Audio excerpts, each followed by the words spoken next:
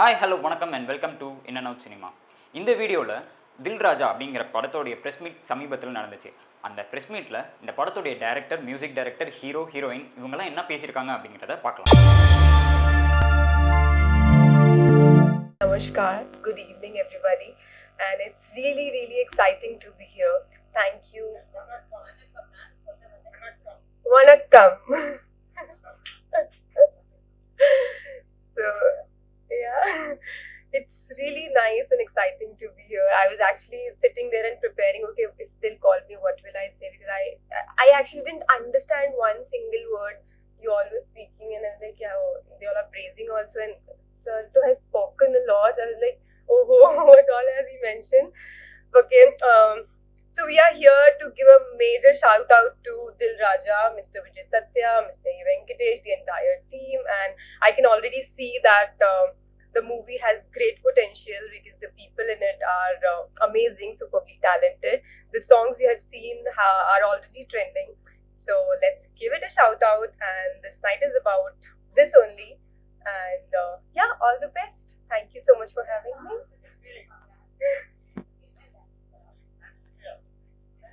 Nandri. எல்லாருக்கும் வணக்கம். இன்னைக்கு எல்லாருக்கும் நிறைய வேலை இருக்கு, எல்லாரும் ரொம்ப பிஸியா இருக்கீங்க. அது எல்லாத்தையும் விட்டுட்டு உங்க டைமை கொஞ்சம் ஒதுக்கி நான் நடிச்ச படம் தில்ராஜாவுக்காக இன்னைக்கு எல்லாரும் இங்க வந்ததுக்கு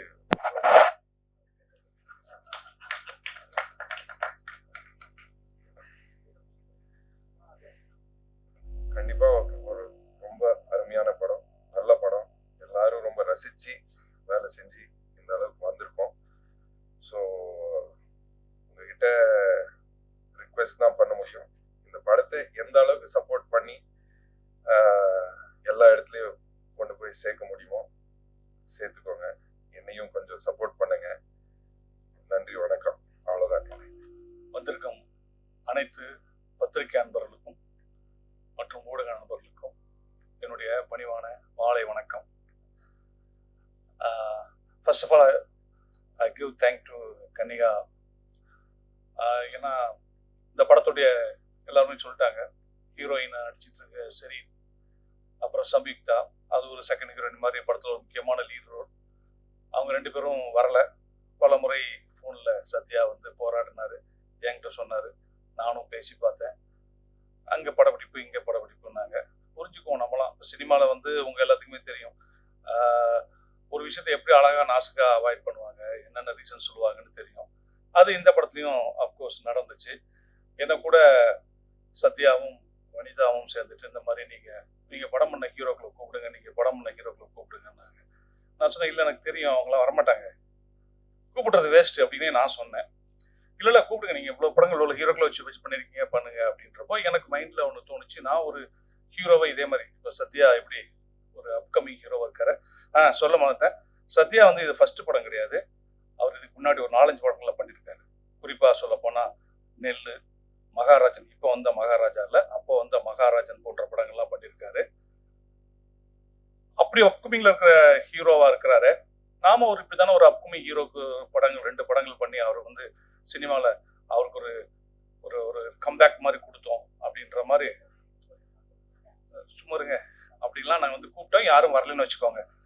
ஓகே, இப்போ வந்துட்டு என்னன்னா, இந்த படம் வந்து என்னன்னா, நான் வந்து எனக்கு வந்து சத்யா ஃபோன் பண்ணார் ஒரு நாள், சார் உங்களை மீட் பண்ணோம் அப்படின்னாரு.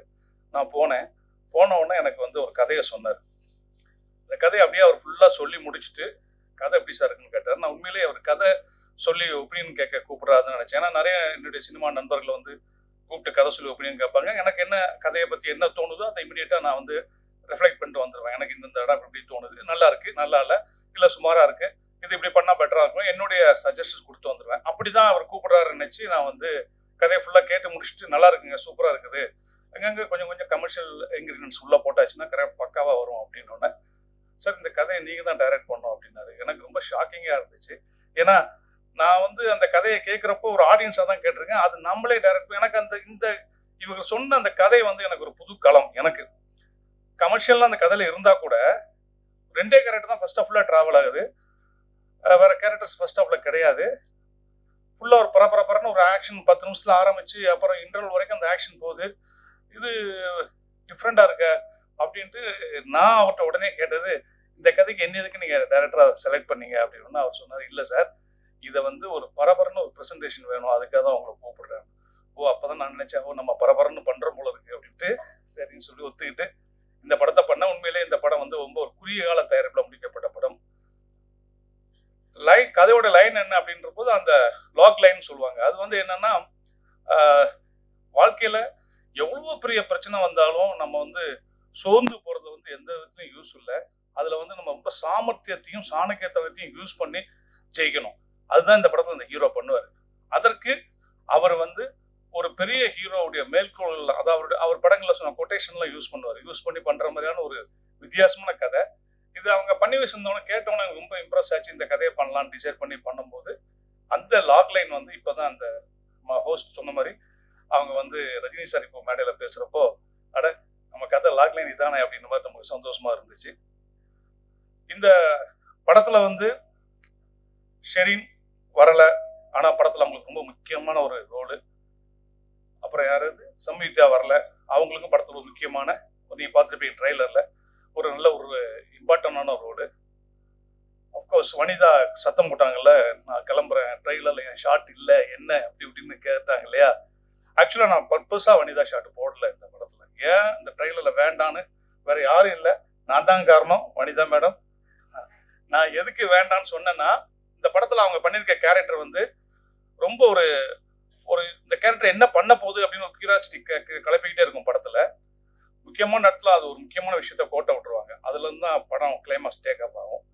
இந்த கேரக்டர் தெரிய வேண்டாம் படத்துல, இவங்க இருக்காங்கன்னு தெரிய வேண்டாம் அப்படின்னு சொன்னோம். இன்ஃபேக்ட் சொல்ல போனா, நான் அந்த ஆடியோ ஃபங்க்ஷனுக்கு ஹீரோயின்ஸ் 2 பேர் வந்திருந்தாங்கன்னா வனிதா கூப்பிட்டுருக்கே மாட்டேன். இந்த படத்துல அவங்க இல்லைன்ற மாதிரியே வச்சுக்கோன்னு தான் நினைச்சிட்டு இருந்தேன். பட் அன்பார்ச்சுனேட்லி கூப்பிட வேண்டிய சூழல் வந்துச்சு, ஏன்னா வேற ஆர்டிஸ்ட் இல்லைன்னு. அப்புறம் வந்து இவரு நெக்ஸ்ட் படம் ஹெர்குலஸ்னு படம் பண்றாரு. அந்த படத்துல வந்து புக்கா இருக்கிற ஹீரோயின் வந்து கன்னிகா அம்மன். அந்த காலத்துல ஜீனத்தம்மன் சொல்லுவோம்ல, அதுதான் கன்னிகா அம்மன். அப்போ வந்து அவங்க வந்து ஃபங்க்ஷனுக்கு வந்தது எனக்கு ரொம்ப தேங்க்ஸ், ரொம்ப சந்தோஷம். தேங்க்யூ கனியா. இந்த படத்தை பத்தி இன்னும் நம்ம நிறைய பேசுறதை விட முக்கியமா இந்த படத்துடைய மியூசிக் பத்தி சொல்லணும். அமரீஷ் கிட்டத்தட்ட எனக்கு அவருக்கு சண்டையே நடக்கும். நான் எந்திரிச்சுலாம் போயிருக்கேன் அவர் ஸ்டூடியோல இருந்து எழுந்திரிச்சு. அவர் வந்து இருங்க ஏங்க பண்ணலாங்க அப்படிம்பாரு. அப்படி நல்ல சாங்ஸ் எனக்கு போட்டு கொடுத்தாரு. ரீரிகார்டிங்கும் ரொம்ப அருமையாக அந்த படத்துக்கு ரீரிகார்டிங் பண்ணியிருந்தாரு. நீங்க ட்ரெய்லர்ல பார்த்துருப்பீங்க, ஒரு ஃப்ளூட்ல ஆக்ஷன் ட்ரெய்லருக்கு ஒரு ஃப்ளூட் பிட் வருதுங்கிறது வந்து ரொம்ப ஒரு எனக்கு போட்டு காமிச்சுன்னு ரொம்ப பிடிச்சிருந்துச்சு அந்த தீம் அவருக்கு. அப்படி அவர் ரொம்ப மியூசிக்கு வந்து மெனக்கிட்டு இருக்காரு. இன்னும் சொல்ல போனா அந்த சாங் ஆடும் போதே நான் சொன்னேன், இந்த சாங் நீங்க தாங்க பேசப்படுற ஆளா இருக்கும் சத்யா வைக்கும் போதே சொன்னேன். ஒரு நல்ல நடிகரும் கூட அவரு. ஃபியூச்சர்ல டைரக்டர்ஸ் அவரை யூஸ் பண்ணிக்குவாங்க. அப்புறம் அவர் திருமலை அவர்கள் சொன்ன மாதிரி, இன்னைக்கு சினிமா வந்து எல்லாருக்குமே தெரியும். இன்னைக்கு வாரத்துக்கு எப்படி பார்த்தாலும் 5-6 படம் வருது. நான் கூட நேற்று கூட இவர்கிட்ட கேட்டேன், நம்ம ஹீரோட்ட, சத்யா 27 நிறைய படங்கள்லாம் வருது, நம்ம ஒன்றும் கொஞ்சம் தள்ளலாமா, ப்ரெஸ் மீட்டை வேணா நீங்கள் கேன்சல் பண்ணலாமாலாம் நேற்று நான் கேட்டேன். அவர் வந்து எனக்கு ஒரு SMS அனுப்பியிருந்தாரு. சார் 300% இந்த படத்துக்கு நான் என்னுடைய எஃபர்ட்டை போட்டேன் சார். 300% என்னுடைய எஃபர்ட் அந்த படத்துக்கு போட்டேன். அதனால் அந்த படத்தை 27th ரிலீஸ் பண்ணுவோம் சார். ரிசல்ட் என்னங்கிறத நம்ம கடவுள் கையில் விட்டுறலாம் அப்படின்னாரு. உண்மையை சொல்ல போனா, இந்த அப்கமிங்ல இருக்கிற ஹீரோக்கள் கூட நான் நிறைய படங்கள் பண்ணியிருக்கிறேன். அப்போ அவங்களுக்கு ஒரு ஃபயர் இருக்கும். அந்த ஃபயர் சத்யாட்ட இருக்குது. அந்த வேட்கையும் அதுக்காக அவர் போடுற எஃபர்ட், அவர் பண்ணக்கூடிய ஸ்ட்ரெயின், நைட்லாம் அவர் படுத்து தூங்கும்போது 3 மணி 3:30 மணிக்கு மெசேஜ் போட்டு படுத்திருக்கிறாரு. அவ்வளோ தூரம் அவர் ஸ்ட்ரெயின் பண்ணியிருக்காரு. தயாரிப்பாளர் வந்து அவருடைய நண்பரும் கூட. இப்படி ஒரு நண்பருக்காக படம் எடுத்திருக்காரு. அதை ஏற்க எனக்கு ஒரு வாய்ப்பு கிடைச்சிருக்கு. இந்த படம் சத்யாவை தமிழ் சினிமால அப்படியே இந்த ஒரே படத்துல தூக்கிட்டு உச்சத்துல வைக்க வேண்டாம். ஒரு 2 படம் அவருக்கு புக் ஆனா போதும். இதை பார்த்துட்டு அதுவே எனக்கு கிடைச்ச வெற்றி. இந்த படத்துல என் கூட பணியாற்றின கேமராமேன், அப்புறம் music director Amrish, editor Suresh sir, அப்புறம் இந்த படத்தினுடைய அனைத்து டெக்னீஷியன், என்னுடைய உதவியாளர் உட்பட ரொம்ப ஸ்ட்ரெயின் பண்ணாங்க. எல்லாருக்கும் இந்த மேடையில நான் நன்றியை கூறிக்கொண்டு, இப்போ வந்து ஒரு படம் ரிலீஸ் ஆகி ஒரு 3-4 டேஸ்ல வந்து அந்த படத்தினுடைய ரிசல்ட் என்னன்னு தெரிஞ்சிடும், எல்லாருக்குமே தெரிஞ்சிடும். அப்படி இந்த படம் கடவுளுடைய அனுக்கிரகத்தால், தெய்வத்தால் ஆகாத எனினும் முயற்சி தன்மை வருத்த கூலி தரும் அப்படின்னு திருவள்ளுவர் சொல்லியிருக்காரு. கடவுள் கொடுக்காத கூட சத்யா பண்ணிட்டு இருக்க அந்த எஃபர்ட், அந்த முயற்சி, அவரு படக்கூடிய அவமானங்கள், இன்சல்ட், அதெல்லாம் தாண்டி அவர் அந்த படத்தை வந்து இன்னைக்கு இந்த மேடை கொண்டு வந்துட்டார் ரிலீஸுக்கு. இந்த ரிலீஸ்ல இந்த படம் வெற்றின்னு ஒரு பேரும், படம் நல்லா இருக்குப்பா, படம் பார்க்கலாம் அப்படின்ற ஒரு பேரும் கிடைச்சு, இந்த படம் சத்யாவுக்கு மீண்டும் ஒரு படம் புக் பண்ணி கொடுத்தா கூட அது எனக்கு கிடைச்ச வெற்றி, நான் சந்தோஷப்பட்டுக்குவேன். இந்த வந்திருக்க பத்திரிகை நண்பர்கள், ஊடகங்கள் எல்லாருமே அவருடைய உழைப்புக்காக அவருக்கு நீங்க நிறைய சப்போர்ட் பண்ணுங்க. இந்த படம் எல்லோரையும் நிச்சயமா திருப்திப்படுத்தும் படம் பார்க்குறவங்கள அப்படின்னு எனக்கு ஒரு இயக்குனராக நம்பிக்கை இருக்கு. மீண்டும் ஒரு நல்ல மேடையில் உங்களை சந்திக்கிறேன். இந்த படத்தை வெற்றி பெற செய்யறதுக்கு நீங்க கொண்டு போய் சேர்க்கிற விஷயம்தான் முக்கியம். அதை சேர்ப்பீர்கள். எப்பவுமே எனக்கு அந்த பத்திரிகையாளருடைய அந்த நட்பும் அவருடைய ஆதரவும் இருந்திருக்கு. இந்த படத்தில் நடக்கும்.